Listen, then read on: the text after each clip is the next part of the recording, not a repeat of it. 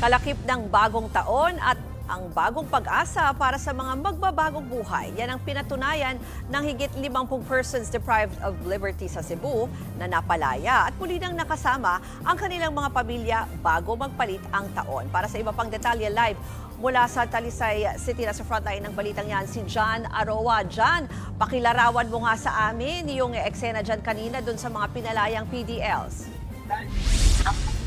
Ruth, talagang masayang sasalubungin ng mga kapatid nating persons deprived of liberty ang bagong taon dito sa Cebu. Higit 50 kasi sa kanila ang palalayain na ngayong bisperas ng bagong taon dito sa Talisay City Jail. Pumuhos ang luha dahil sa tuwa, mahigpit na yakap at mga halik. Ganyan nakakaantig na tagpo ang bubungad sa Talisay City Jail ngayong araw matapos isa-isang lumabas dito sa entrada ng kulungan ang nasa 53 peso. Sila yung mga bilanggo na pinagkalooban ng good conduct time allowance. Yung mga benepisyo ng bawas sentensya sa mga PDL dahil sa kanilang magandang pag-uugali at pagsunod sa patakaran ng kulungan. Ang ilan sa kanila, maraming taon nang nakakulong dito dahil sa iba't ibang kaso tulad ng illegal na droga.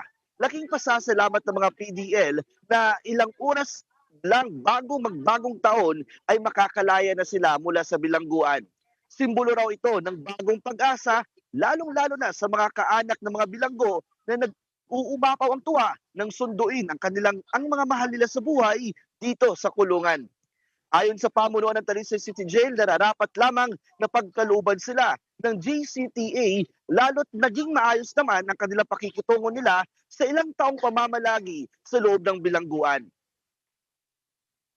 Ruth, taon-taon na pinagkakalooban ng good conduct time allowance ang mga kapatid dating PDL. Paraan daw ito ng Bureau of Jail Management and Penology para maibsan ang taon ng pagkakakulong ng mga preso sa bilangguan at mabigyan sila ng pangalawang pagkakataon na baguhin ng sarili at gumawa ng mabuti sa kapwa. Ruth. Yan po ang Express Report ni John Aroa mula sa Talisay City, Cebu. Mga kapatid, Ruth Cabalpo, para sa mabilis na pasada ng mga balitang dapat niyong malaman, mag-follow at mag-subscribe sa social media pages ng News 5.